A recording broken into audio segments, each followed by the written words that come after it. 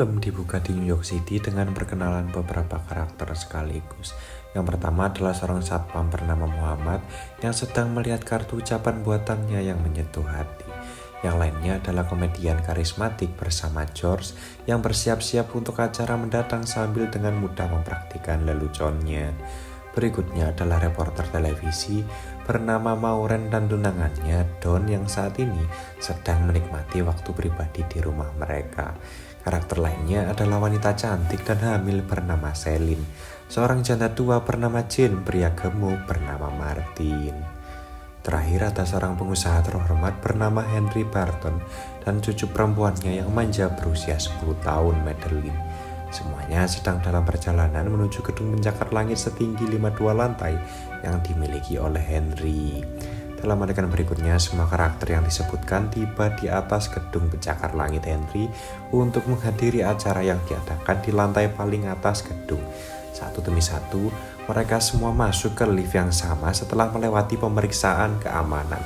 George tampaknya menderita klaustrofobia, jadi dia meminta penjaga keamanan untuk tidak membebani lift secara berlebihan. Terlepas dari itu, penjaga keamanan mengisi lift dengan 9 orang yang merupakan batas maksimum. Saat lift naik, George menjadi gelisah. Fokusnya tetap tertuju pada nomor lantai yang menaik. Martin mencoba menghiburnya dengan mengatakan bahwa dia telah menggunakan lift sejak 6 tahun dan tidak pernah menimbulkan masalah. Untuk memperparah situasi bagi George, Madeline yang nakal menekan tombol berhenti darurat, menyebabkan lift berhenti tiba-tiba. Akibatnya, George kehilangan sabaran dan mulai memarahi gadis muda itu. Henry turun tangan untuk membela cucunya, mengatakan bahwa itu adalah kecelakaan. Tapi George tahu bahwa dia melakukannya untuk satu tujuan. Untungnya sebelum situasi menjadi tidak terkendali, Muhammad berhasil menenangkan semua orang. Dia kemudian menyarankan Henry untuk menekan tombol restart dan dia melakukannya. Namun yang mengejutkan semua orang, lift tersebut tidak bergerak. Nah, karena panik, Henry pun menekan tombol lantai lobi, mengaktifkan turun sedikit sebelum berhenti lagi. Pada titik ini, klaustrofobia George meningkat menjadi kepanikan besar. Jadi dia ini mulai menghukum Madeline menggunakan kata-kata makian. Hal ini pun membuat Henry marah, mendorongnya memecat George dari peran komediannya. Namun hal tersebut tidak mempengaruhi George karena dia hanya ingin keluar dari lift untuk saat ini. Nah, saat lift ini tidak bergerak, Henry menekan tombol intercom dan memberitahu keamanan tentang hal yang sama. Setelah mengetahui masalahnya, pihak keamanan mengatakan bahwa dia akan mengirimkan kru pemeliharaan. Saat mereka menunggu bantuan, kelompok tersebut mulai berbicara satu sama lain, menumbuhkan rasa keterhubungan di antara mereka. Henry mengatakan bahwa dia akan pensiun dari jabatannya dan menjalani kehidupan yang damai mulai sekarang. Dia hanya ingin mencari penerus yang mampu secepatnya. Beberapa saat kemudian, wanita hamil Celine merasakan kebutuhan mendesak untuk ke kamar kecil. Nah, tidak dapat bertahan lebih lama lagi. Dia ini memutuskan untuk menggunakan tasnya sebagai toilet darurat. Orang-orang lainnya berpaling, sementara Martin dengan murah hati menggunakan mantelnya untuk memastikan privasi. Di tengah-tengah ini, Madeline melihat dan melontarkan komentar kasar, tapi kakeknya membungkamnya. Percakapan kemudian beralih ke Jane yang berbagi kisah memilukannya kepada semua orang. Dia mengungkapkan bahwa putranya meninggal di Irak tahun lalu dan suaminya melakukan hal yang tidak terfikirkan setelah menderita kerugian finansial yang sangat besar. Dia sebenarnya telah memberi beberapa saham dari perusahaan Henry, namun nilainya menurun drastis dalam hitungan minggu. Jane sambil menangis mengatakan bahwa dia dan suaminya berencana membeli perahu untuk menikmati masa pensiun mereka. Namun impian mereka tidak pernah terwujud. Dia menumpahkan kemarahannya pada Henry dan secara tidak langsung menujuhnya atas kehilangannya. Sebagai tanggapan, Henry mengatakan bahwa hidup terkadang tidak adil. Jadi yang terbaik adalah menjalani setiap hari seolah-olah ini adalah hari terakhir. Dia kemudian bertanya mengapa Jane ada di sini sekarang. Sebelum dia dapat menjawab pertanyaannya, Jane tiba-tiba mulai kesulitan mencari udara. Sepertinya dia mengalami serangan jantung. Dia perlahan-lahan ambruk ke lantai dan pada napas terakhirnya, dia mengungkapkan bahwa dia memiliki bom yang menjelaskan bahwa dia ada di sini untuk membalaskan dendam kepada suaminya. Pengungkapan ini membuat semua orang panik dan Martin segera menelpon 911 dan memberitahu mereka tentang situasi yang sedang berlangsung. Tak lama kemudian, Jin meninggal dunia dan Muhammad yang pernah bekerja sebagai tenaga medis membenarkan kematiannya.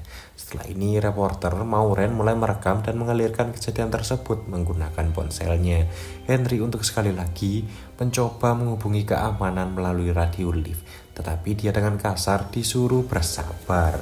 Di tengah semua ini, orang-orang yang terperangkap terlibat dalam pertengkaran tentang siapa yang harus melangkah maju untuk memeriksa tubuh Jin guna memeriksa keberadaan bom. Setelah berdebat sebentar, Selin mengajukan diri untuk melakukan tugas tersebut.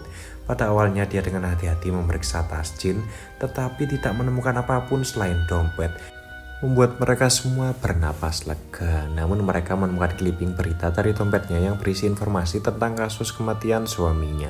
Selin kemudian memeriksa tubuh Jin dan kali ini dia menemukan sesuatu di perutnya. Saat membuka kancing pakaiannya, dia menemukan bom diikatkan di pinggangnya dengan kunci sepeda. Wahyu ini membuat takut semua orang dan mereka terdiam beberapa saat. Sementara itu, reporter Maureen yang telah mendokumentasikan semuanya mentransfer rekaman tersebut ke stasiun televisinya. Setelah dibiarkan tanpa bantuan dalam waktu lama, kelompok yang terjebak mencoba mencari cara alternatif untuk melarikan diri dari lift. Don mengambil inisiatif. Dia naik ke langit-langit dan mencoba menerobos panel dengan harapan menemukan jalan keluar. Namun sialnya dia hanya menemukan lampu di atas sana.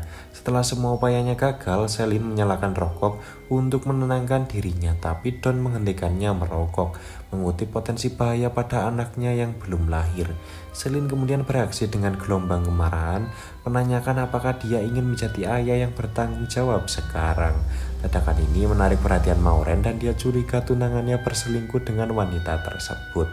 Saat dia bertanya kepada Don tentang hal itu, dia dengan ragu mengungkapkan bahwa dia dan Selin memang pernah berselingkuh di masa lalu. Terlebih lagi, ia juga mengakui kemungkinan menjadi ayah anak Selin yang belum lahir. Pengakuan mengejutkan ini membuat emosi Maureen kacau balau. Di dunia luar, cuplikan video yang direkam Maureen mengangkat cerita tersebut yang disiarkan sebagai berita terkini di seluruh tanah air. Pembuat bom yang bertanggung jawab membuat alat meledak Jin juga melihat siarannya. Setelah itu dia melihat sangat khawatir dan bersalah. Sementara itu kelompok yang terjebak membuka pintu dengan paksa untuk memeriksa apakah ada jalan keluar. Setelah melakukannya, mereka melihat lubang kecil di atas dan Don mencoba untuk keluar. Namun usahanya sia-sia karena bukannya terlalu kecil. Setelah itu dia menggunakan tongkat Jin dan mengulurkan tangannya sepenuhnya dengan harapan bisa mencapai tombol lift di luar. Dia hendak meraih tombol tersebut, tetapi pada saat yang sama Madeline dengan cepat menekan beberapa tombol di panel kontrol dari dalam. Akibatnya, rem elevator terlepas, menyebabkan elevator anjlok beberapa lantai. Keturunan yang keras memotong lengan Don dan kabin menjadi gelap gulita. Setelah kekuasaan dipulihkan, pemandangan mengerikan menjadi jelas. Lengan Don terkoyak dan dahi Henry terpotong dengan luka yang dalam. Bereaksi dengan cepat, Muhammad menggunakan dasi sebagai tourniquet darurat untuk memperlambat kehilangan darah dari lengan Don yang terputus. Di tempat lain, orang yang membuat bom itu terbebani oleh rasa bersalah karena membahayakan nyawa 8 orang. Jadi dia menghubungi wartawan media untuk mengakui perbuatan salahnya.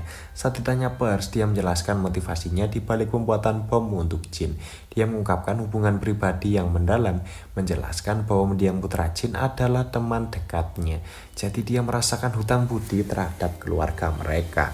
Selain itu, ia mengungkapkan bahwa bom tersebut mengandung komponen peledak yang sangat mematikan dan memperkirakan akan meledak dalam 10 menit ke depan. Kelompok yang terjebak menyaksikan pengakuan ini dan terungkap di ponsel Martin dan mulai kehilangan harapan untuk hidup.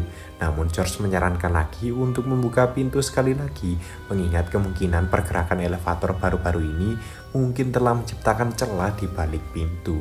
Kelompok tersebut mendukung sarannya dan dengan upaya bersatu, mereka pun berhasil membuka pintu. Namun mereka kecewa karena mereka tidak menemukan jalan lain selain itu. George masih belum siap untuk menyerah, jadi dia mempertimbangkan untuk membuka lift lagi. Dia mengklaim bahwa mungkin ada cukup ruang bagi mereka untuk melemparkan bom ke dalam lubang, sehingga menghindari potensi bencana. Namun, situasinya tidak semudah kelihatannya karena bom dirantai ke tubuh Jin. George kemudian bertanya apakah yang lain memiliki sesuatu yang tajam, dan Muhammad memberinya pisau kecil. Karena rantai logamnya tidak dapat dipotong, dia menyarankan untuk memotong-motong tubuh Jin dan memisahkannya dari bom. Mengingat ini adalah upaya terakhir mereka, semua orang pun setuju untuk melakukannya. Namun ketika tiba waktunya untuk bertindak, George tidak mampu mengumpulkan cukup keberanian untuk mengumpulkan tugas berat seperti itu. Menyaksikan keraguan-raguannya, Henry melangkah maju dan mengambil alih tanggung jawab karena pengalaman masa lalunya dalam pemotongan hewan. Setelah menarik napas dalam-dalam, ia kemudian mulai memotong tubuh Jin. Saat Henry melanjutkan, dia mencapai daerah di perutnya, tapi dia membutuhkan bantuan untuk mengeluarkan organnya. Jadi Muhammad dan George membantunya dalam operasi berdarah tersebut. Ketika mereka masih tidak dapat memotong tulang punggungnya, mereka memilih untuk mematahkannya. Kelompok tersebut kemudian membagi kekuatan mereka dan memutar tubuh menarik dari ujung yang berlawanan. Di tengah-tengah ini, George menganggap Henry bertanggung jawab atas semua ini. Jadi dia menyuruhnya untuk menyerahkan $1 juta kepada mereka masing-masing jika mereka selamat. Anehnya Henry setuju. Saat itu seorang menjaga keamanan berkomunikasi melalui intercom menyampaikan berita yang telah lama ditunggu-tunggu bahwa tim penyelamat dan penjinak bom akhirnya berhasil tiba. Ia memastikan tim akan segera mengeluarkan semuanya. Dalam beberapa saat, tim penyelamat menurunkan lift dan membuka pintu, menciptakan jalan sempit untuk mengeluarkan kelompok yang terjebak. Lalu mereka mulai menarik semua orang satu demi satu. Ketika hanya Martin yang tersisa, dia tahu bahwa celah tersebut tidak cukup besar untuk dia lewati. George di sisi lain dengan putus asa memerintahkan anggota penyelamat untuk menurunkan lift ke lantai lain untuk menyelamatkan Martin. Namun karena waktu tinggal beberapa menit lagi, mereka dengan enggan menutup pintu lift, meninggalkan Martin terjebak di dalam bersama mayat Jin. Pria malang itu menangis tak terkendali, mengetahui kematiannya sudah dekat. Namun di saat-saat terakhirnya, dia kembali tenang dan menyadari bahwa dialah pahlawan, karena dia membantu semua orang bertahan hidup.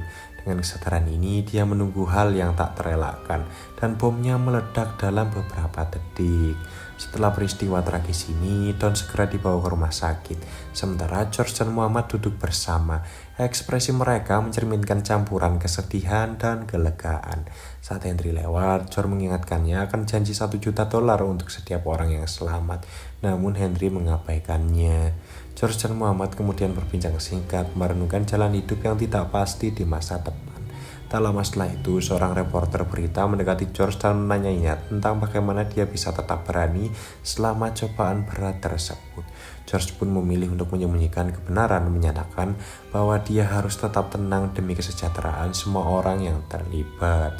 Beberapa saat kemudian, dia menerima telepon dari istrinya yang tidak tahu tentang seluruh kejadian ini.